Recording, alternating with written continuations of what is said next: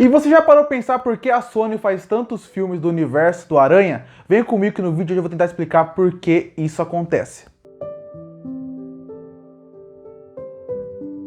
E você já se pensou por que a Sony faz tantos filmes do universo do Homem-Aranha? Você já parou pra pensar por que eles fazem filmes não só do Homem-Aranha, mas do universo dele em tão pouco tempo? Bom, eu sei que a sua mentalidade já foi pro... isso é muito óbvio. Ele é um dos personagens mais famosos da Marvel, um dos personagens mais famosos dos quadrinhos, então é evidente que todo mundo quer dinheiro, então vai fazer coisas dele. A Sony não é diferente, a Sony quer dinheiro e por isso a Sony faz tantos filmes do universo do Homem-Aranha. Sim, é um pouco verdade isso também. Tudo que você faz do Homem-Aranha meio que dá dinheiro. Isso não quer dizer que vai ter qualidade, mas vai dar um dinheirinho, vai dar dinheiro para você compensar o orçamento, sim. Então essa resposta poderia ser verdade, mas não é só por isso, porque eles poderiam fazer filmes do universo do Homem-Aranha separados, poderiam pensar muito mais antes de fazer um filme, não fazer em pouco tempo, mas isso não afeta eles, eles continuam fazendo. E pra gente entender por que isso acontece, a gente tem que voltar lá atrás, quando a Marvel faliu. Quer dizer, ela entrou em falência, ela não chegou a falir,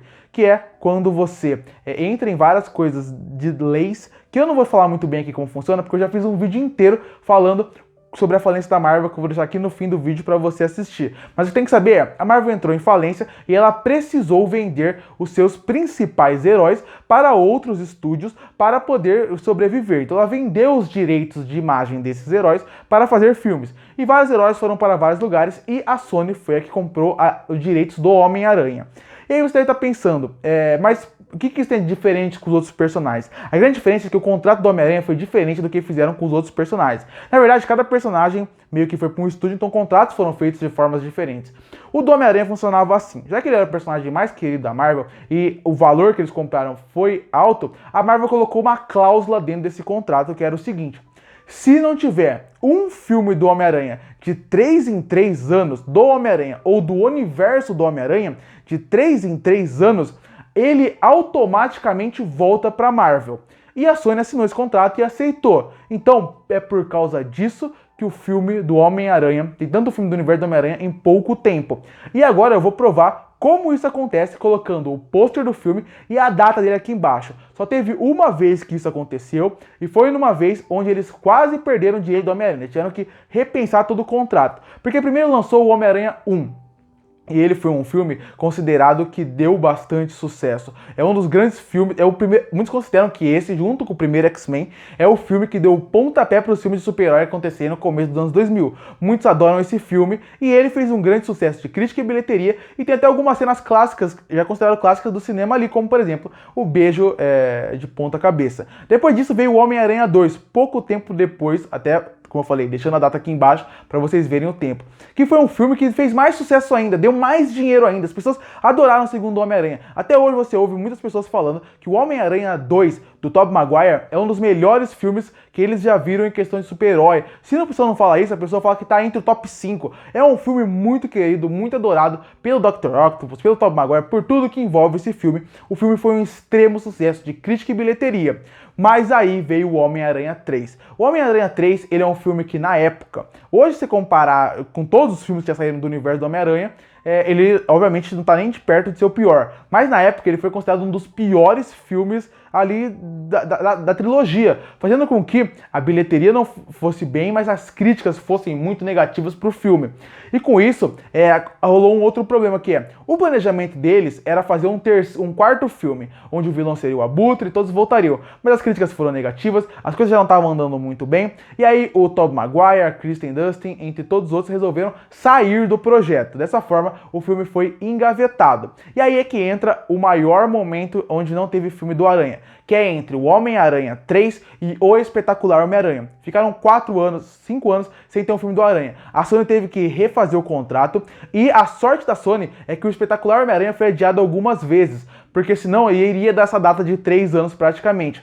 Só que aí eles tiraram o Sanheim do filme, mudaram tudo, colocaram o Avi Arad e colocaram um novo diretor, uma nova cara, uma nova versão para o Homem-Aranha, que seria o Espetacular Homem-Aranha, que é uma visão mais sombria do personagem, posso dizer assim, apesar do Andrew Garfield fazer um Homem-Aranha divertido e engraçado, o Andrew Garfield funciona como Homem-Aranha. Os filmes dele são horríveis, mas ele funciona. E aí a estrutura do filme dele é um pouco mais escura, até a personalidade do Peter Parker dele é mais escura.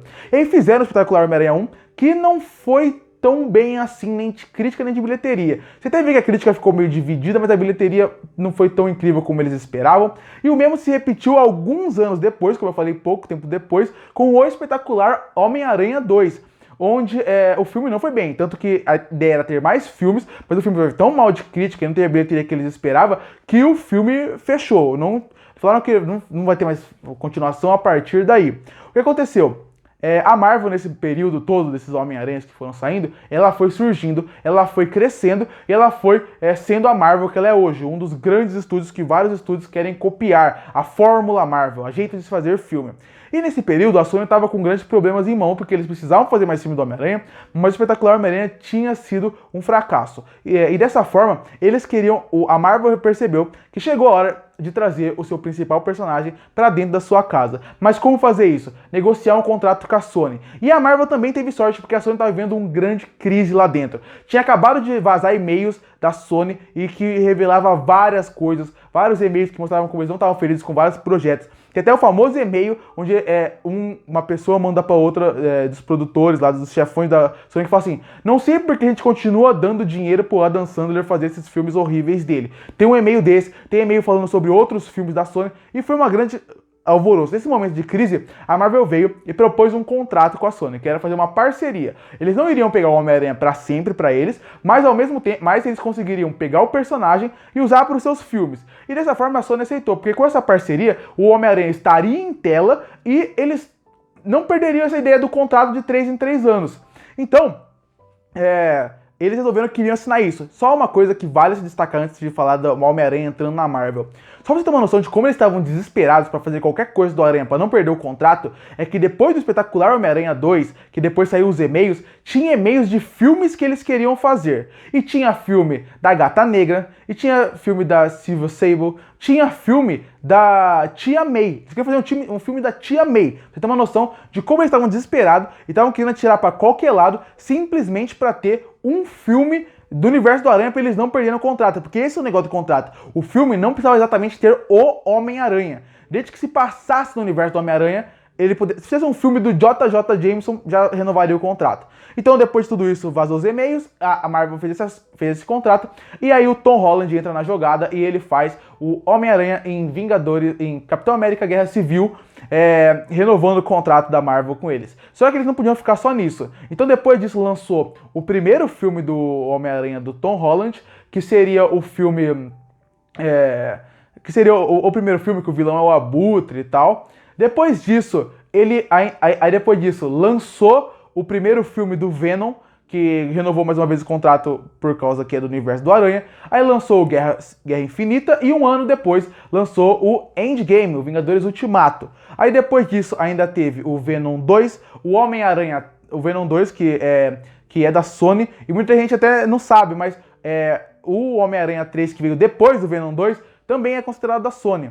E depois disso, agora, em 2022, veio o Morbius. Ou seja, se você pegar esses últimos filmes, do começo da Marvel até o Morbius, que já são alguns anos aí nas costas, todo ano teve um filme do universo do Homem-Aranha, para mostrar como funciona o contrato. Como você pode ver, que é por isso que muitas vezes eles fazem... A Sony só quer que, antigamente, principalmente, hoje eles até... Apesar de eu não gostar dos filmes da Sony, não gostar de Venom 1, não gostar de Venom 2 e achar Morbius terrível, você vê que eles estão...